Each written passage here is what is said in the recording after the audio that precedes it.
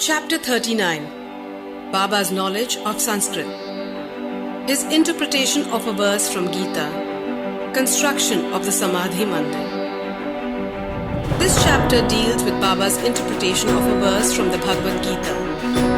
As some people believe that Baba had little knowledge of Sanskrit, but by the interpretation of Nana Sahib Chandra's question, Hemant Pant refuted that charge in chapter number 50. And as it deals with the same subject matter, it is incorporated in this chapter. Preliminary. Blessed is Shirdi and blessed is Dwarka Mai, where Sri Sai lived and moved until he took his Mahasamadhi. Blessed are the people of Shirdi, whom he obliged and for whom he lived there. Shirdi was a small village first, but it attained importance on account of his contact and became a tirtha, holy place of pilgrimage. Equally blessed are the women folk of Shirdi. Blessed is their whole and undivided faith in him. They sang the glories of Baba while bathing, grinding, pounding corn and doing other household work. Baba's interpretation. Nobody believed that Baba knew Sanskrit. One day, he surprised all by giving an interpretation of a verse from the Gita to Nana Sahib Chandorkar. A brief account about this matter was written by Mr. B.V. Dev, retired Mamlatdar, and published in Marathi in Sri Sai Leela magazine, volume 4. Short accounts of the same are also published in SaiBaba, page 36, both by B.V. Nrsimhaswamy. Mr. B.V. Dev has also given an English version of this in a statement dated 27/9/1936 and published on page 66 of Devotee's Experience Part 3 by Nrsimhaswamy. As Mr. Dev has got first-hand information about this subject from Nana Sahib himself, we give below his version. Nana Sahib Chandorkar was a good student of Vedanta. He had read Gita with commentaries. He fancied that Baba knew nothing of Sanskrit texts. So, Baba one day pricked the bubble. These were the days before crowds flocked to Baba, when Baba had individual meetings at the mosque with such devotees. Nana was sitting near Baba and massaging his legs and muttering something under his breath. Here is a dialogue between Baba and Nana. Baba: Nana, what are you mumbling yourself? Nana: I'm reciting a shloka. Baba: what shloka? Nana: from the Bhagavad Gita. Baba: say it loudly. Nana then recited Bhagavad Gita chapter 4 verse 34, which is as follows. Tat vidhi pranipatena pariprashnena sevaya upadekshanti te jnanam jnanena sadat darshina. Baba: Nana, do you understand that? Nana: yes. Baba: if you do, then tell me its meaning. Nana: it means this. Making Shashtanga Namaskar, that is prostration, asking the Guru, serving him, learn what this knowledge is. Then those who have attained the real knowledge of the Satvastu or Brahma will give you Upadesh of knowledge. Baba: Nana, I do not want this sort of collected purport of the whole stanza. Give me each word, its grammatical force and meaning. Then Nana explained, word by word. Baba: Nana, is it enough to merely make prostration? Nana: I do not know any other meaning for the word pranipat than making prostration. Baba: what is pariprashna? Nana: asking questions. Baba: what does prashna mean? Nana: the same, questioning. Baba: if pariprashna means the same as prashna, why did Vyasa add the prefix pari? Was Vyasa off his head? Nana: I do not know of any other meaning for the word pariprashna. Baba: seva. What sort of seva is meant? Nana: just what we are doing to you. Baba: is it enough to render such service? Nana: I do not know. what more is signified by the word Seva? Baba. In the next line, Upadekshyanti te jnanam. Can you read any other word instead of jnanam? Nana. Yes. Baba. What word? Nana. Ajnanam. Baba. Taking that word instead of jnan, is any meaning made out of this verse? Nana. No. Shankara Bhashya gives no such construction. Baba. Never mind if he does not. Is there any objection to using the word Agyan if it gives a better sense? Nana.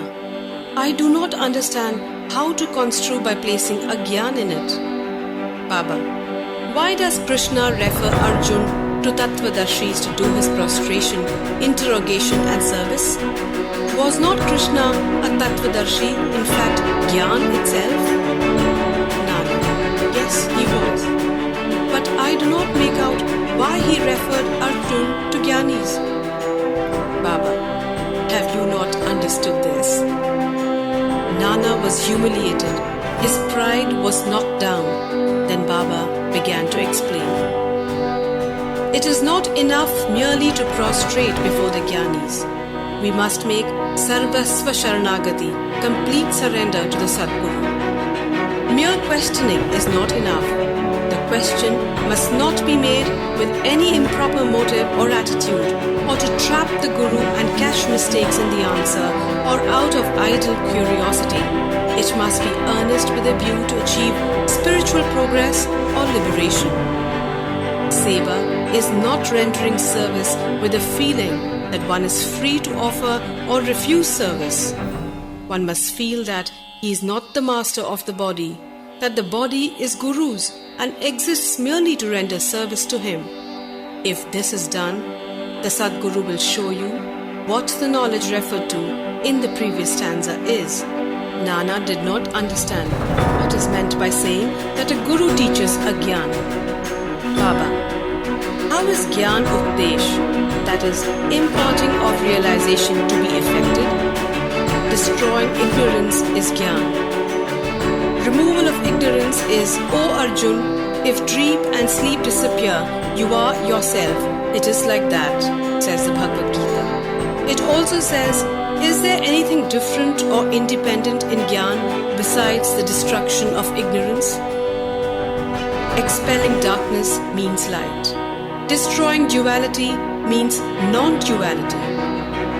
Whenever we speak of destroying Dvaita, we speak of Advaita. Whenever we talk of destroying darkness, we talk of light. If we have to realize the Advaita state, the feeling of Dvaita in ourselves has to be removed. That is a realization of the Advaita state. Who can speak of Advaita while remaining in the Dvaita state? Unless one gets into that state of non-duality, how can one know it and realize it?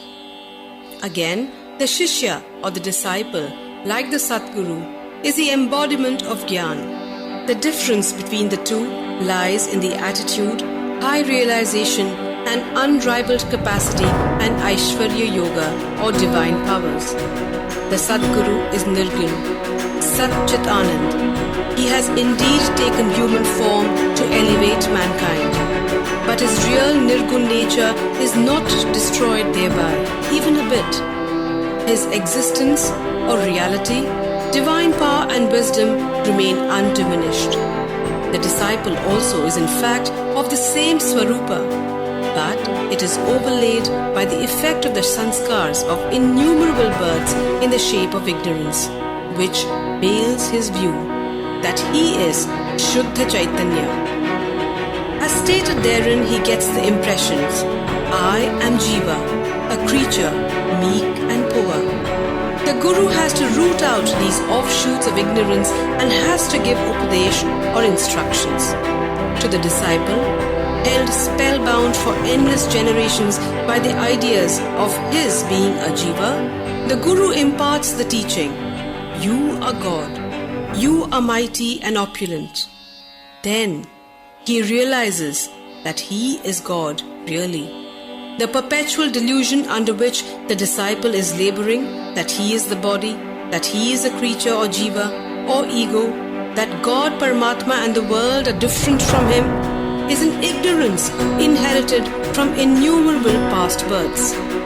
From actions based on it, he has derived his joy, sorrows and mixtures of both. To remove this delusion, this error, this root ignorance, he must start the inquiry. How did the ignorance arise? Where is it? And to show him, this is called the Guru's Updesh. The following are the instances of Agyan.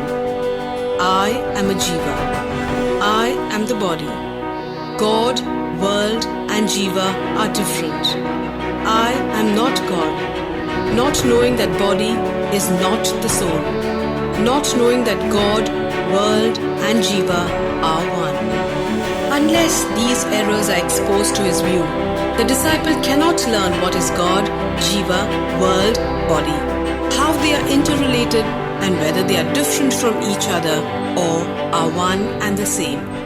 To teach him these and destroy his ignorance is this instruction in Gyan or Agyan.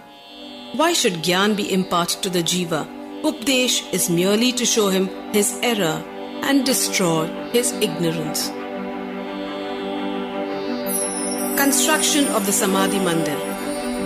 Baba has never made any fuss about the things which he wanted to accomplish, but he so skillfully arranged the circumstances that the people were surprised at the slow but sure results attained. The construction of the Samadhi Mandir is an instance. Shriman Bapu Sahib Bhuti, the famous multi-millionaire of Nagpur, lived in Shirdi with his family. Once, an idea arose in his mind that he should have a building of his own there. Sometimes after this, while he was sleeping in the Dixit Vada, he got a vision. Baba appeared in his dream and ordered him to build a Vada with a temple. Shama, who was sleeping there, also got a similar vision. When Bapu Sahib awakened, he saw Shama crying and asked the latter as to why he was in tears. The latter replied that in his vision, Baba came to him and ordered distinctly, "Build the Vada with the temple. I shall fulfill the desires of all." On hearing the sweet and loving words of Baba, I was overpowered with emotion. My throat was choked, my eyes were overflowing with tears, and I began to cry. Bapu Sahib was surprised to see that both their visions tallied. Being a rich and capable man, he decided to build a Vada there and drew up a plan with Shama. Kaka Sahib Dikshit also approved of it. And when it was placed before Baba, he also sanctioned it immediately. Then the construction work was duly started, and under the supervision of Shama, the ground floor, the cellar and the well were completed. Baba, on his way to and from the Lendi, also suggested some improvements. Further work was entrusted to Bapu Sahib Jog, and when it was going on, an idea struck Bapu Sahib Bhuti's mind that there should be an open space of platform, and in the center, the image of Murlidhar should be installed. He asked Shama to refer this matter to Baba and get his consent. The latter asked Baba about this when he was just passing by the Vada. On hearing Shama, Baba gave his consent, saying, "After the temple is complete, I will come there to stay." And staring at the Vada, he added, "After the Vada is complete, we shall use it. We shall live, move and play there, embrace each other and be happy." Then Shama asked Baba whether this was the auspicious time to begin the foundation work of the central room of the shrine. The latter answered in the affirmative. Then Shama got a coconut broken there and started the work. In due time, the work was completed, and an order was also placed for making a good image of Murlidhar. But before it was ready, a new situation turned up. Baba became seriously ill. Bapu Sahib became very sad and dejected, thinking that if Baba passed away, his Vada would not be consecrated by the holy touch of Baba's feet, and all his money, about 1 lakh of rupees, would be wasted away. But the words, "Keep me in the Vada," which came out of Baba's mouth just before his passing away, consoled not only Bapu Sahib but one and all. In due time, Baba's holy body was placed and preserved in the central shrine meant for Murlidhar. And Baba himself became Murlidhar, and the Wada thus became the Samadhi Mandir of Sai Baba. His wonderful Leela is unfathomable. Blessed and fortunate is Bapu Sahib Bhutti, in whose Wada lies the holy and the pure body of Baba. Bow to Sri Sai. Peace be to all.